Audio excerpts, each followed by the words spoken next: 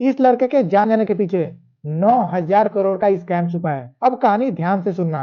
तो हुआ क्या कि 2008 में नोएडा में स्पोर्ट सिटी स्कीम लॉन्च की गई। इसके तहत बड़े बड़े स्पोर्ट फैसिलिटीज जैसे स्टेडियम, गोल्फ कोर्स वगैरह बनने थे। अब इस स्कीम में 70% जमीन में स्पोर्ट फैसिलिटीज बनने थे और बाकी बचे 30% में फ्लैट, विला, दुकानें वगैरह बनने थे।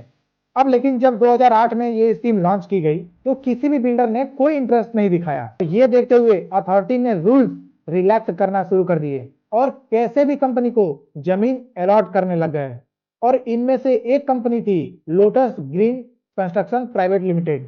और इस कंपनी को नोएडा के सेक्टर 150 में 329 एकड़ जमीन दी गई, वो भी मार्केट वैल्यू से बहुत कम में। लेकिन जैसा कि मैंने पहले ही बताया, इस जमीन में उस कंपनी को सबसे पहले 70% स्पोर्ट फैसिलिटीज बनाना था और उसके बाद ही वो 30% हिस्से में फ्लैट्स वगैरह बना सकते थे। लेकिन यहाँ कर दिया कंपनी ने बहुत बड़ा खेल। उसने खुद बहुत सारी कंपनी बनाई और इस 329 एकड़ जमीन को 24 छोटे छोटे प्लॉट्स में डिवाइड कर दिया और इन कंपनीज को ट्रांसफर कर दिया।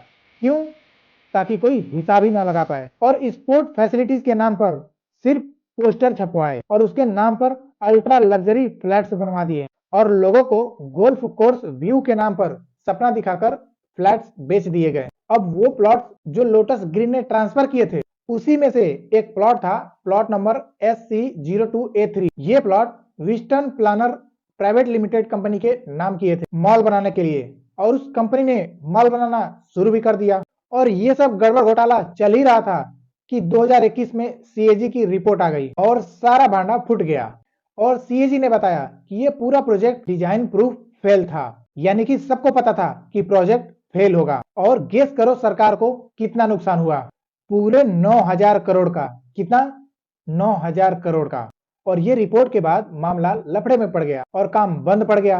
और फिर काम शुरू करवाने के लिए लोटस ग्रीन कंपनी कोर्ट चली गई। कोर्ट ने CBI इंक्वायरी बैठा दी और कंपनी सुप्रीम कोर्ट चली गई। और इन सब में वो प्लॉट SC02A3 जिसमें बस मॉल का बेसमेंट खुल पाया था, उसमें सीवेज और बारिश का पानी भर गया था। और ये बात नोएडा अथॉरिटी को पता थी कि वो टर्निंग पॉइंट कितना डेंजरस है, उसमें पहले एक्सीडेंट्स हुए थे, ये बात भी पता थी। लेकिन जब तक हमारे देश में जान नहीं चली जाती है तब तक कोई एक्शन नहीं लिया जाता है। और होना क्या था, 27 साल का ये नौजवान डूबकर मर गया। इन बाबुओं को पैसे के अलावा कुछ नहीं दिखता है, चाहे डूबकर कोई भी मर क्यों न जाए।